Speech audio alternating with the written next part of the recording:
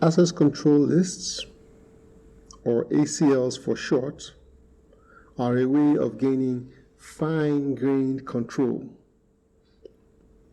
on files in directories in your system. With ACLs, you are able to assign read, write, or execute permissions to a single user that is outside your group and is not the owner of the file on a file or a directory. To view access control lists, you will look at some files, and let's create a file or two. To view an access control list, I will type get FACL on a file name. And when I do that, you can see that the name of the file is file1, the owner is Martin, the group is Martin, and there is no access control list on this file. Now, what if I wanted to set an access control list on this file? I would say set FACL. I would use the option M. M means modify. Okay. When you are taking away permissions, you would use an X. Okay. But now we're adding permissions, so we say modify. And then I put the option U here.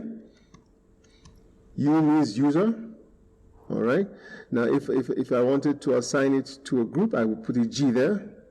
Then I would name the user. I say dummy. And then I write the permissions that I want that user to have on that file. And I say, and then I name the file, file1. All right. So let's go over this one more time. Set FACL is the command that initiates setting an ACL on a file. M is modify. U could be, U means the user. G means group, if it was a group I wanted to modify. This is the user's name, and then these are the permissions. Could be read, write, or execute. All three or none of them. None of them meaning you're taking away permissions. Then this is the file name. Now I've done that, so I will get FACL on that file again, and you can see now that there are one particular user, dummy, who is not the owner of the file and not in the group ownership of the file, has read-write permissions on the file.